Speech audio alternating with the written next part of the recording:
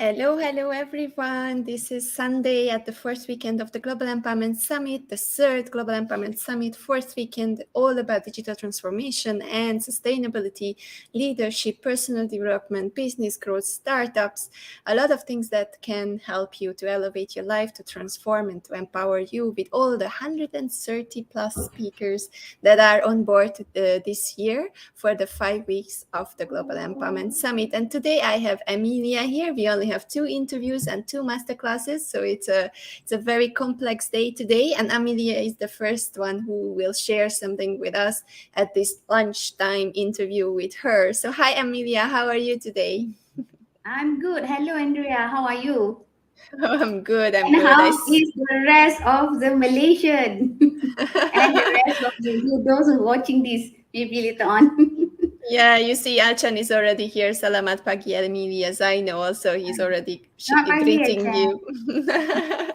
So nice to have you here, and I'm always happy to have you. You were also here with me, just like the Tualia from the beginning of the summit, and I'm just enjoying to see you grow, to your impact that you are creating, and you are just an amazing business leader. And today we will also share about your journey and how and what you think is the most important thing in leadership. What are the roles that we have to pick up? But before we go there, Amelia, introduce yourself a little bit so that people can get to know you. Okay, Andrea, thank you very much. I think this is my third year in the platform. In this summit empowerment platform, and every year I bring a different ideas, different sharings, and all that. I think the first year I'm talking about diversity. We're talking about, Yes. and the second year I'm talking about the more on how education, technology, education, confidence, and all that. So this year I bring another what you call it, things that actually really close to my heart. Close to my heart, close to my heart in business. So basically, I'm running a business and management consultancy business. I've been in the industry, I think, almost 30 years. We talk about that, about 20 over years in corporate. I realized that when I'm in corporate, Andrea, there's some we call it business. We call it business management challenges. Yeah, that occur in almost every company that I've been with. It's not, let's say, that company is not grow. Some of the company are very a big company, growing company, established listed company and all that, but the trade still about this similar from one company to company. So when I come out from corporate and start up my what you call it, the business management consultancy, we like to actually focus in helping company to translate their best idea into bottom line result. So what we actually, I mean what this, we understand that company always have these obstacle challenges, or sometimes the opportunity they can see, but the question is how they can basically break it out and communicate that to the whole entire organization, people who supporting them, so they can actually come together with the company. So this can be one of the huge challenges in the organization, and that's what we actually been doing for the past 7 years of establishment. So a part of the things that we do, we are helping companies, and I think is always about how to actually see the sustainability of the business. It's just the best topic that we can talk about today, right? To support to have the sustainability approach for all business. I love it. And there will be many, many things that we will talk about. We although just have 25 minutes, but I think it will be an amazing 25 minutes. And I think, the perfect thing that you bring to the table is the wide range and the big picture. And I love about you that you are not just seeing one thing in front of you, but you are also very complex and seeing things in a complex way. So today's topic is something very interesting. Your tagline is the thinker, the doer, and the controller. And these are the topics that we will talk about today. So where do we start? Do you want to define the title? Why is it so important for you? Why are these 3 things on this title today? Right, great, Andrea. Thank you. Because I'm sure that everyone's out there start to think why actually the title is the thinker, the doer, and the controller. What it got to do with the sustainability, Andrea? Now, as a business owner, I can share myself as a business owner, and of course, I've been working with corporates, supporting business to sustain, supporting business into managing their manpower, and of course, the structure of their business. Now, as a business owner, Andrea, we understand why in the first place we start the business. It's always come. Obviously, when we do business, we are talking about the income, right? But the most important that as a business owner always have, they love to run that business. That is the first place they do what they do. Yeah, they want to start the business that they enjoy, that they want to start the business that they feel that actually really can support other, to what you call it, to fill the gap, what the gap is actually have in the industry, whatever industry that they're in. But when we talk about when they are talking about business owner who want to do what they love to do, what they can feel, they can see their services or their product can actually fill the gap in the market. That's also show that these owner are the thinker. Now we are talking about the thinker, right? So they can think so many things. They think about, they have some ideas, they have some strategy, they think that they can actually bring this to the market, they think this is what the market, they can see the gap that they can fill within the market. And when they have that, they always come up with the idea, they can come up with this, whatever that they want. Now, as a business owner, also when we first started, it's always about us. Yeah, we are being a single business owner. Maybe we started with two or three people in our organization. Now, as a business owner, we also need to be the doer ourselves. Now, we talk about doer, we are talking about the people who actually run the operation, the back end of the operation. These people are we going to implement this our own, yeah. We're going to implement those things that about what the thinker said, or if let's say we are single business owner, we will carry all the operation from A to Z. Yeah, so one to three, and as possible as we can, we want to actually make it happen. So these two normal common things that actually business owner have. Now, maybe the other challenges that we always see in the business owner, not many business owner that have this, the third, I can say the third trait that we are looking now, the controller. Now, as we start as a single business owner, we can control everything. So we do not see, we call it, we do not see the importance of actually following the rules, we call it the regulation that actually have, because we just go first, because the most important is actually to make things work. Now, as the company grow, we call it the brands start to be out there. Maybe some of the businesses, they start to actually get attention from the we call it compliance officer, regulators, and all that. That's when the challenges come, yeah, because when we can see some of the companies or some of the business start to have trouble with the regulator. This is not paid, that's not paid, now that there's no something is not submission, things that will be submit. Now, when we talk about these three, is a very important for any entrepreneur. I can say that entrepreneur having these three, what you call it, things, three skill within them, in order for them to grow the business, in order for them to ensure the business sustainability. Andrea. So I can say that how important this thinker, doer, and controller. But of course, if we move a bit later, when the company start to grow, how these thinker, doer, and controller start to actually being delegate to other people within the organization. Right. So it's a very long introduction about this thing. I think that I just let you speak because I think that's your field and I think you are already sparkling. So just want to say hi to Alchan, Jagatis, Yuva, Lalita, Krishan. Thank you so much for being here and for listening Hello, hi guys. Amelia. And make sure, guys, that you are putting your questions into the comments so that we can see that and I can bring it up and ask Amelia about it. So we were talking already about the three different things, thinker, the doer, and the controller.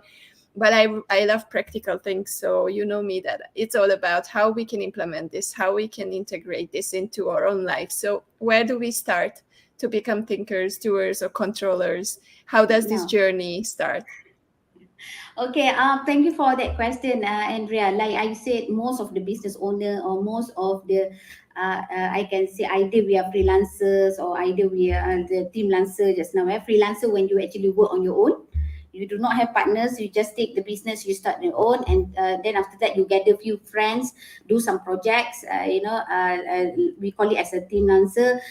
That's when everyone from a different background, different business and all that come together and grow, a business or a project that they do. Now, the third level is entrepreneur. When we actually grow the business, I think that's what your question is. We grow the business whereby we start to think how to sustain this business. I would like to bring you, I think before the session, I actually share a little bit, a short sharing with you, talking about how this business grow from the single own business all the way to big company. When we talk, I just take a bit of this what Harvard review, business review actually met.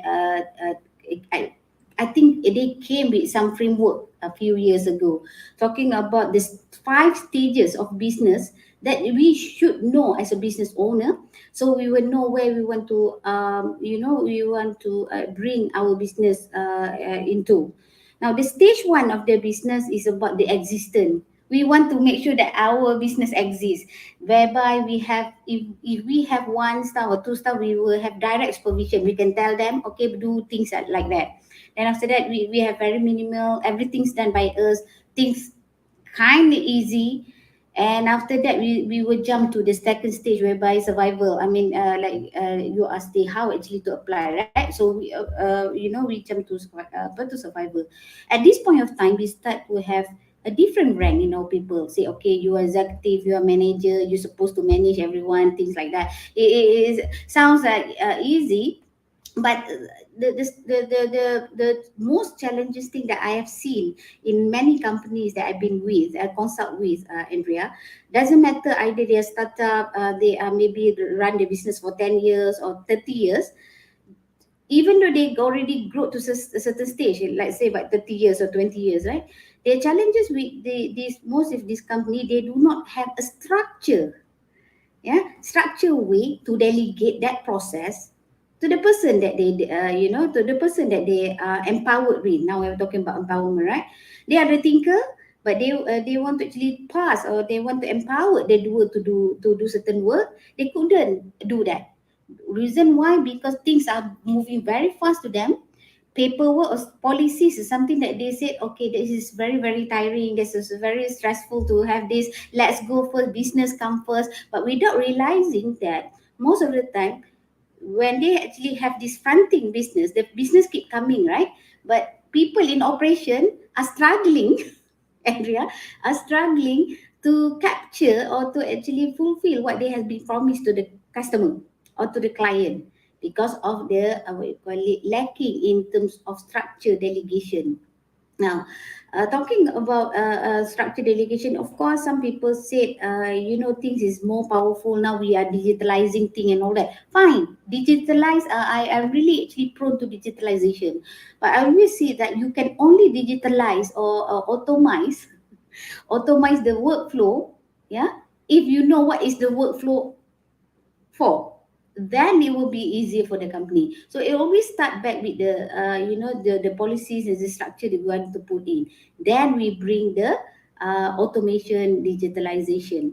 Now, as long that when we actually come into that stage, Andrea, like you said, oh, this should be practical, which actually I really really agree with that. Yeah, in terms of practical, when we actually have more structured things, what we want to do in organization, it also will help organization to flow or to grow, to grow with a more, what you call it, in the healthy mode.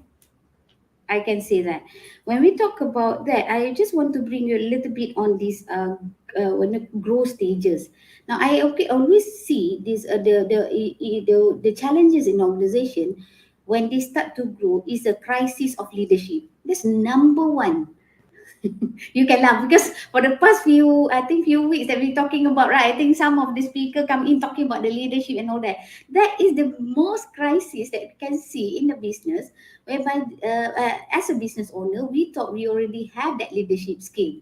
I must say, as a business owner, we're still learning how to be a leader from time to time. Yeah, from time to time, because leading ourselves, yeah, does not mean that when we can lead ourselves, we can lead others as well, because our motivation as a leader, Andrea, is different. Yeah, to motivate other people to come, to jump to the bandwagon with us, also another challenges on its own. Now, when we call about crisis in the leadership, we also talk about this once again: the thinker, the doer, and the controller mode. Right? As a good leader, yeah, if you have, like you said, that if you have this way of ideas, you should actually see how the operation work. Yeah, but does not mean that you have to control the operation, because that will become micromanaged, and of course, no one actually like to be controlled in that sense, such a way. That's the reason why leader need to understand how the operation work, so they can actually contribute as much based on their leadership role. So they will allow other people to actually to manage the operation, but the operation, but the operation people must understand where is the directions coming from, where we want to go. And that's only can happen when we have a proper corporate, what you call it, and governance structure within our organization. Andrea, I can say that, what is our vision, mission. This is a common thing in the organization, but yet, from my experience managing the consulting company, in fact in corporate back then, I can see most company have vision and mission just for the show only. Just that nicely done, but you're putting as the, as something that you can see in the office, but Yeah, when I we think that's important, because it's not like something that they put into action. It's just there for the show, and then when you see the organization working, then you are like, well, it's not really aligned with what you have on your walls. yeah. I've been to this, just to share a bit. Sometime many years ago, I went to this, we call it the servicing my car. I'm not going to mention brand lah. Servicing the car. So while waiting for my car to be to get the service and all that, normally they will have this holding room, Andrea, whereby they put all these TVs, all these coffee things and all that, and then you just wait for a few hours for your car to be to get paid. And me being me, I can't stay, just stay put at my sofa. So I will start to go around and look into the notice board, stuff like that, and all that. So what happened is actually I stopped at one what you call it, at one corner of that notice board and said that staff of the month. Yeah, and I saw the face. I'm looking, okay, that's good. They get the staff of the month and all that. Yeah, and after that I came back to my sofa, and I start to hear these people in the counter start to actually talking among themselves, and they start to gossiping about one of the colleague in the office, looking about talking about, how people gossip, they're talking about. And me, being a human a human being, you can't see people gossiping and start, of course you actually start your listening what the conversation is all about. And after that, it drawn me to look at the person who gossiping and look back into the notice board. Hey, they look like they look alike. Yeah, they look alike. So basically, what I try to say here, sometimes, all these things really matters in the organization. What we actually face, it should basically show in the way that our business culture actually form. Because maybe we do not realize that, but others, people outside realize that. It goes back into how the business, Andrea, would like to actually set when there is a, say, the vision and mission, how we translate that vision and mission into the reality.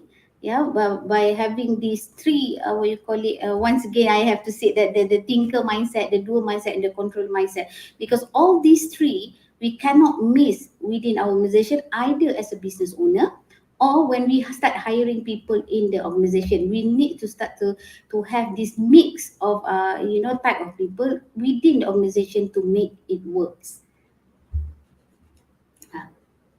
I think it's a very important, the one that you said, that it's coming from the top, and it's coming Yeah. from the people, it's coming from the management, it's coming from implementation, and then what you mentioned about the team Lancer. thing, that you have a team. It's not all of us alone. It's not like we are driving this alone. It's we, all of us as a team in an organization, we are driving this change. And then you mentioned the structure, which is also very important, to have a structure and a strategy. And you were also mentioning that the leadership crisis is the first thing that will be facing first thing when change happens. And we know all about the different pathway of change and how it's going up and down and how we are adapting, and then finally we are applying, implementing, and then again there's a hesitation and the resistance, and then again there is the acceptance, and then finally there is the transformation. So it's a very, very long journey, and I think it would be great to speak about how we can all support the journey, so that it's not like something that we try to implement and then a new management is coming and then everything is starting from the beginning, because we are also talking about sustainability. So for me, that was always the challenge. I was working for multinational companies, and we were working, for example, on lean management, and we were applying the knowledge. We wanted to transform, and then oops, new management is coming, we have to start something from the beginning, and everything what we did for years has been just like erased. So what do you think? How can we keep it sustainable? How can we really make it sure that it happens?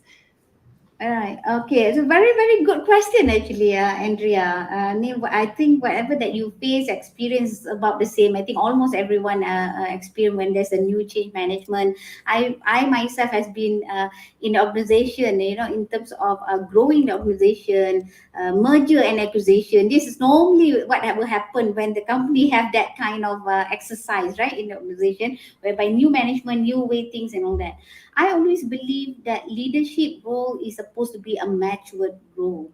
Now, leadership is one thing, I think one part of the leadership that we actually learn. Leadership is not about us leading the company, it's about us bringing people together in our direction. Now, these are challenges in most of the organization when they start to have a new change of management, or maybe they say, okay, the management decided we're going to actually move to a different direction. But they forgot, they really forgot sometimes the people who actually following them, either they are already in this certain mode, or they are not even in that particular mode. There's two things, right? Number one, they already have a different direction before, whereby when this normally happen in the acquisition and merger acquisition company, whereby they're already in this different mode, and suddenly there's a new management come in. Okay, let's go for this direction. That the challenges. Number two, the company whereby they not even have direction before. Before it's all about, okay, yes sir, I tell you, you just do execute. Now you are bringing them into more structure. This is two what you call it, kind of challenges. Like I said, the challenges of a crisis of leadership, we also talking about the crisis of delegation of work. Yeah, crisis of delegation of work. If you ask me, my sincere, this may be from me, the way that I see business and management. When we come to the management, in fact, when I actually jump to new company, or when I came to any company that I worked before, in fact, as I consulted, I did not change things. Yeah, of course, sometimes we say, okay, this is not the right direction we supposed to do. Before this, we do not have this structure and this structure. Let's go. But things does not come in rapid mode. Is always this is what I learned from my I can say my mentor. I need to mention his name, Dr. Selva. We do not actually straight away change the screw. We just every day we tighten one screw, tighten one screw each day. So step by step. First of all, of course, to answer back your question, we have to relook back what is the management strategy. We will keep what is actually needed. Yeah, we will actually start to remove what is actually unproductive, but with the method of tighten the screw, one screw each day. You don't remove everything, because when we actually start to shake, when you shake things other challenges will come. It's always tighten one screw. Of course, to change something that good to something good is not that easy. It's not simple. Okay, we switch off the mode today. Tomorrow you follow this direction. Won't work that way. It's always about educating. It's about creating awareness. It's about structure, and that's need time. And that's need time. So the power of delegation, the power of to make people understand why control needed in the organization. That is, I think, can to create must be empowered first to them. We must create the awareness first to them. Why we control certain things that before this is uncontrollable, for example. Why certain things cannot be done in that such way. But of course, you need to. I always believe that we need to give some ample time for the people to change. I can give you one good example, maybe in terms of process in the organization, right? I have seen sometimes companies say, okay, we're going to change this, but we're going to change tomorrow. I love it. And I love the fact that you were mentioning that, yes, it's one screw at a time. It's like always reminding me of the Jenga game when you are trying to do this and then you are putting the Jenga pieces on the top. But it's like when you really do the most important part, you are just pulling it out and everything falls apart. So I think it's very important what you just said right now, and also the control that you need to be aware of what Yeah, are the things that you have control about and what yeah, are the things that you cannot really control, or yeah. do you have someone who has influence in that area and who you can work with and collaborate with so that together you can control the situation.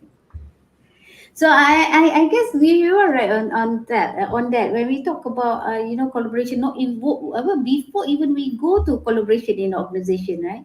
We always talk about coordination.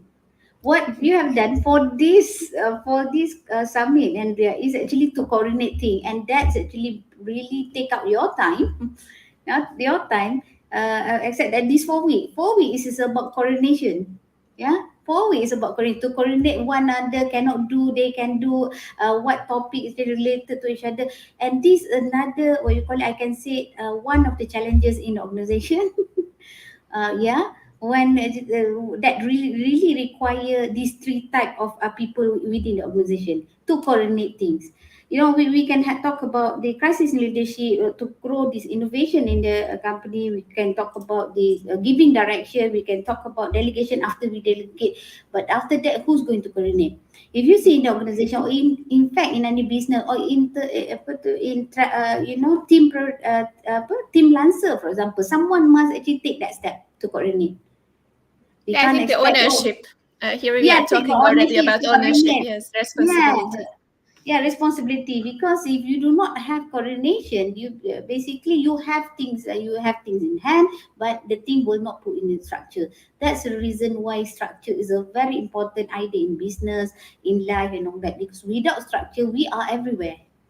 We are everywhere. All We are over the everywhere. place. That's what we say, All all over over the the place, place. all over the place. So the growth through coordination is very, very important, especially when the companies come to a certain stage whereby it become more functional business. Functional, it means it become more structured. Everyone start to have their own role and roles and responsibility. Compare maybe before this, we have okay one person to do two, three things.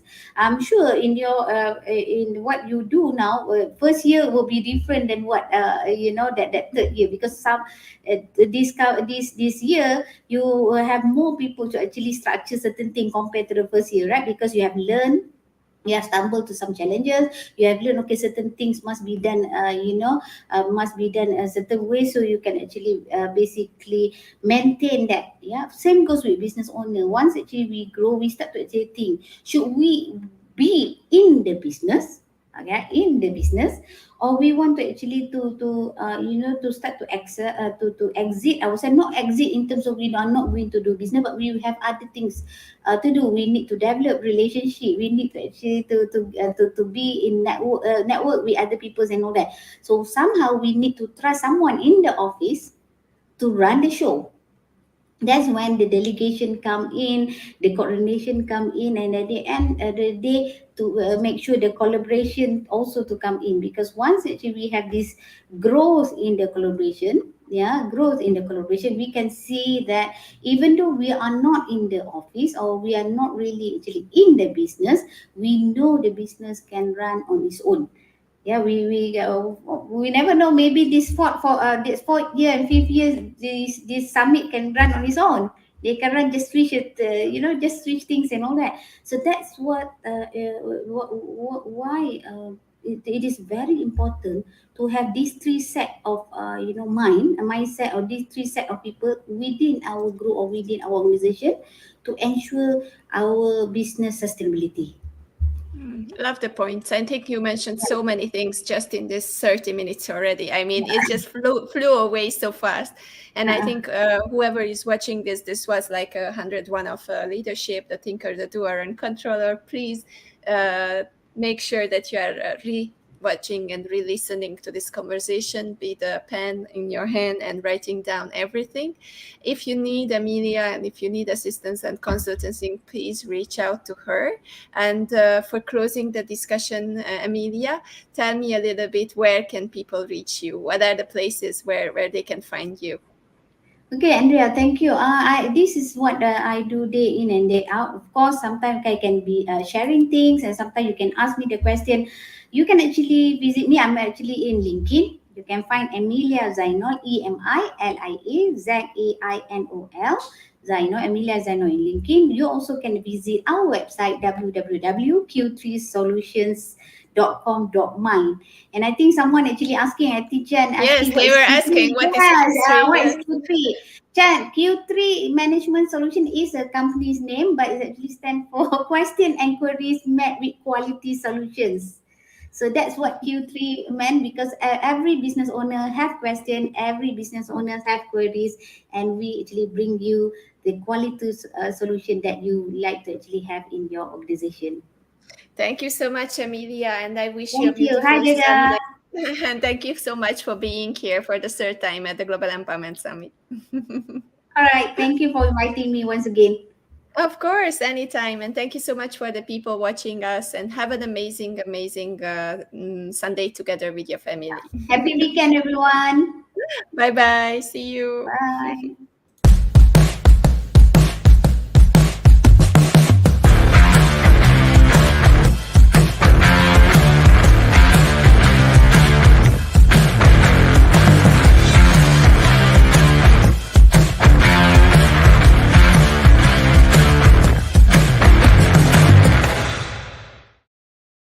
Thank you so much for everyone who was tuning in. This was the first interview today. We only have 2, so it's easy to follow.